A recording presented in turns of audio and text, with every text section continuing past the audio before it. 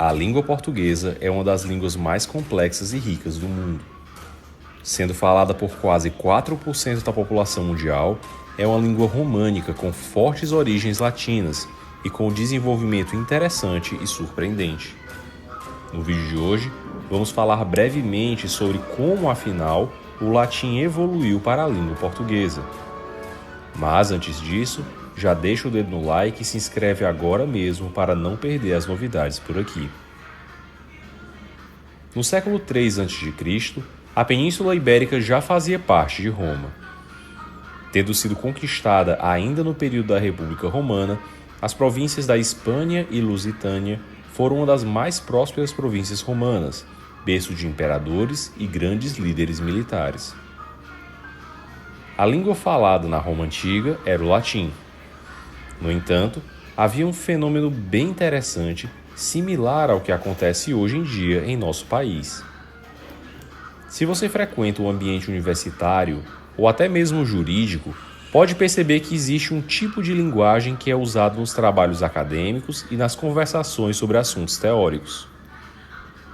O que, por outro lado, é bem distinto da linguagem utilizada no interior, no âmbito rural, que é falado por pessoas iletradas e cujas expressões e falas são repletas de regionalismos e muitas vezes com uma grande acentuação de sotaque. Nenhum deles é pior ou melhor, apenas diferente.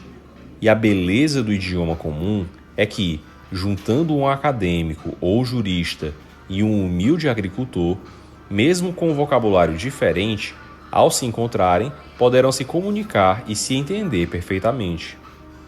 E essa é a beleza de um idioma comum, pois há classes gramaticais e vocábulos básicos que todos dominamos. E o mesmo se passava também no Império Romano.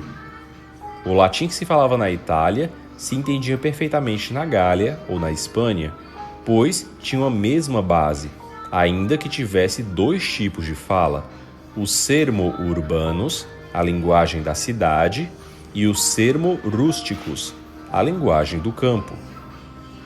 O sermo-urbanus era o latim clássico, aqueles que vemos nos livros e nas inscrições dos edifícios. Esse é o latim que normalmente estudamos, um idioma cheio de declinações, sintaxes interrelacionadas, com tudo se encaixando perfeitamente. Ele era tanto falado quanto escrito, pois era usado pelas pessoas das cidades, que tinham um alto grau cultural. Em Roma, haviam escolas públicas que foram a base da unificação da cultura e do idioma, que era necessário para levar toda a administração do império. Por outro lado, as escolas não chegavam em todo lugar, e o latim que as pessoas do campo, sem uma educação formal, falavam, se chamou de latim vulgar, que não era escrito, só era falado, uma vez que as pessoas que o usavam não sabiam escrever. Nesse latim popular, vulgar, se usavam menos declinações e se mesclavam o latim com outras línguas regionais que existiam antes da chegada dos romanos. No entanto, Roma conseguiu que houvesse uma unidade idiomática, em que os falantes de latim clássico e do latim vulgar podiam se comunicar com toda naturalidade e entendimento. Porém, quando os visigodos e outras tribos bárbaras entraram na Península Ibérica por volta do século V, o latim clássico vai se perdendo aos poucos e o latim vulgar ganha mais espaço. O que era mais complexo no idioma passou a se simplificar, e o que já era simples prevaleceu. Portanto, as línguas românicas que hoje conhecemos não nasceram necessariamente da língua-mãe culta que era o latim clássico, mas sim do humilde, mas ativo e, sobretudo, realista latim vulgar, que ia adaptando a língua às necessidades reais de cada dia.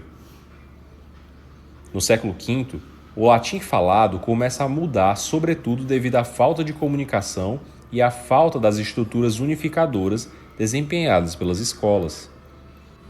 Começam a aparecer diferentes formas de falar o latim na Itália, na Espanha e na França, e, inclusive, formações diferentes dentro da Itália, dentro da Espanha e dentro da França, o que coaduna com as invasões e migrações dos visigodos e outras tribos bárbaras.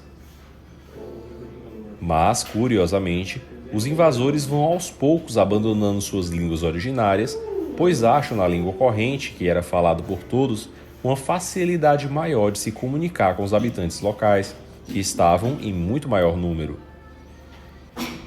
Além disso, essas línguas locais tinham muito mais capacidade cultural que a língua que eles traziam, e justamente por isso se adaptam.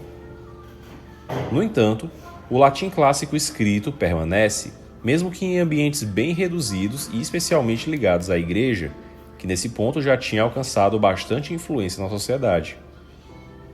Porém, por precisar o latim ser resgatado por meio das universidades, e já distante da pulcritude e conexão espetacular do latim clássico, começa a se desenvolver de um modo bem menos sofisticado o que se chama de Baixo Latim, que é a língua que se escreveu durante toda a Idade Média e que foi o latim ensinado em todas as universidades que surgiam na Europa.